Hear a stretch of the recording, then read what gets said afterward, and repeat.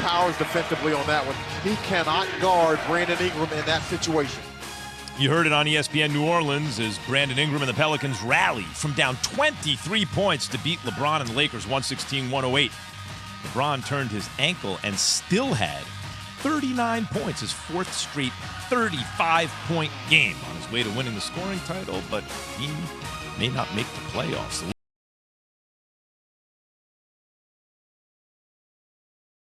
Meanwhile, we'll meet for the fourth time. The winner of that game has won the national title all 3 times. And in baseball, Albert Pujols is back with the Cardinals, signing a 1-year, $2.5 million deal. The 42-year-old first baseman has hit 679 home runs, needs 18 more to pass A-Rod for the 4th most all-time. Pujols hit 17 home runs last year. He hit 17? I thought he had 12. All right, 17. You learn something new every day. I'm talking about these stories and more on This Just In, today, 2 p.m. Eastern on ESPN. SportsCenter is brought to you by Straight Talk Wireless. Try the $45 Silver Unlimited plan from Straight Talk Wireless with nationwide 5G on America's best networks. Straight Talk Wireless, no contract, no compromise. See terms and conditions at straighttalk.com. 5G capable device required. Actual availability of coverage and speed may vary. When he went no huddle and they started to make plays. All the big games, but light on time? Let us catch you up. Definitely not fun ever playing against a no huddle offense. Let's run the no huddle. Whether you huddle, whether you don't huddle, it still comes down to just the execution. Keyshawn, J. Willimax on ESPN Radio, Sirius XM Channel 80, and your smart speakers. Chris Canty in for Key today. Keyshawn, J. Willimax is presented by Progressive Insurance. You can call us at 888-SAY-ESPN, 888-729-3776. Are Duke haters rooting for Duke now? Coach K's last dance. Time for the No Huddle. Straight Talk, brought to you by Straight Talk Wireless. Get the $45 Silver Unlimited plan from Straight Talk Wireless. What a weekend in the NBA. It started Saturday night when the Memphis Grizzlies beat the Milwaukee Bucks without Ja Morant. The Grizzlies announced that Ja would be out for 2 weeks with a sore knee. May not matter much for Memphis. 17-2 without Ja this year, which is obviously a better record than with Ja somehow. Here's Grizzlies head coach Taylor Jenkins after the win.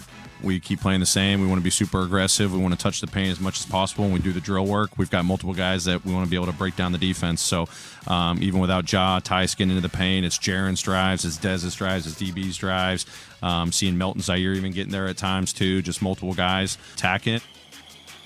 Jay, is this hurting Ja's MVP case?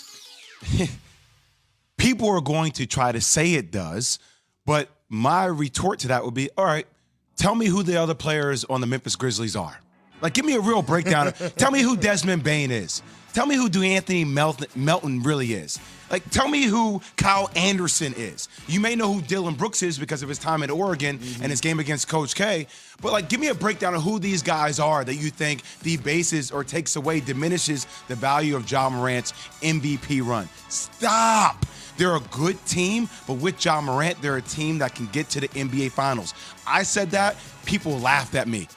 Now what's up? Agreed. I'll just say 7 look, I think, Ja's like my favorite player. I think he's amazing. I think he'd win Finals MVP. Said that earlier in the season. 17-2 without him. He's on a really good team, and they should not be 17-2 without him, though. If they're 17-2 without him, they should have like 3 losses on the whole season.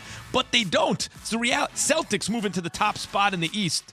The Celtics moved into the top spot on Sunday, Jay. Beat the Timberwolves 134-112. Sixers lost to the Suns 114-104. Tatum, 34. Jaylen Brown, 31. Had Tatum on the show a few weeks ago. Jay, you asked him if he finally feels like this is his team. He gave a very interesting answer. Chris, listen to this. I guess you could say that. Laid back and as quiet as I am. I've never been the type to, outright verbally say this is my team, my guys. But, I think just the way that I prepare myself, the way I go about each day, each game, just trying to set the example. I think you could look at it that way as one of the key points, one of the leaders. And I think, I've earned the respect of all the guys on my team. Look, if this is not the case, I apologize in advance. It seems to me more people are not, as many people are talking about, Jason Tatum is not talked about as a young star in the league as much as some of the other young stars. Why is that, Jay? It's because, listen to what he just said. I feel like I'm one of the leaders on my team. It feels like Boston resembles more of the Golden State Warriors, that it's a collective, it's a core.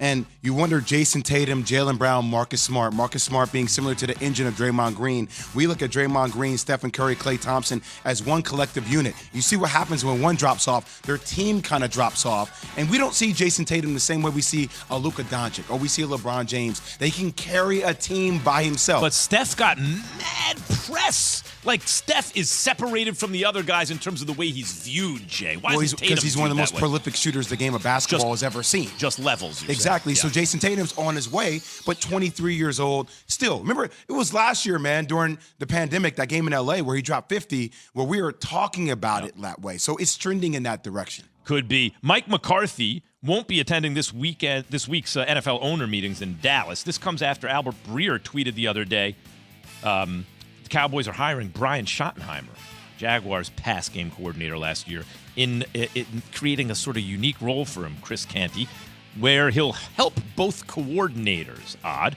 Dan Quinn and Kellen Moore. Much of Schottenheimer's job will center on league trends and game planning. Isn't that what Mike McCarthy's job's supposed to be, Chris? That's exactly what his job is supposed to be. And Max, this is the perfect example of too many cooks in the kitchen. Now, I get what Jerry Jones is trying to do. Ben McAdoo moves on. You're going to replace him by putting Brian Schottenheimer in this special consultant role.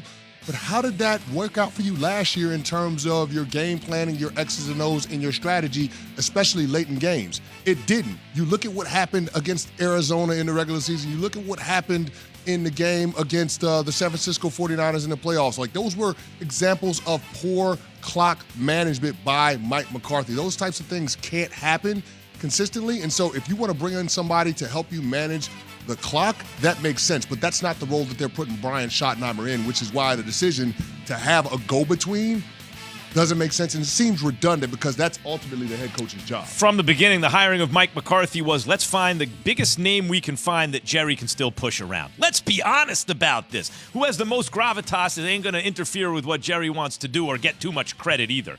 Enter Mike McCarthy. Here's the thing, Max. I'll say this. Jerry Jones can't get the head coach he wants. The guy he wants is Sean Payton. He's got to wait a year for that. Yep, there it is. That's really what it is. The Cleveland Browns introduced recently acquired quarterback Deshaun Watson. Watson said he was surprised by the allegations against him and proclaimed his innocence. Cleveland GM Andrew Berry said the team was advised by legal counsel not to contact the women directly, and this is a quote, out of concern it would be considered interfering with a criminal investigation, end quote. Here's Berry and ESPN Browns reporter Jake Trotter on Friday. Listen. Yeah, Andrew, just to be clear, nobody from the Browns or representing the Browns spoke to any of the 22 women who've made allegations, correct? Like I mentioned earlier in my opening statement, Jake, our attorneys advise us that reaching out directly could be considered interfering with a criminal investigation. But that's the reason that we did hire independent investigators to make sure that we could get that comprehensive and holistic perspective.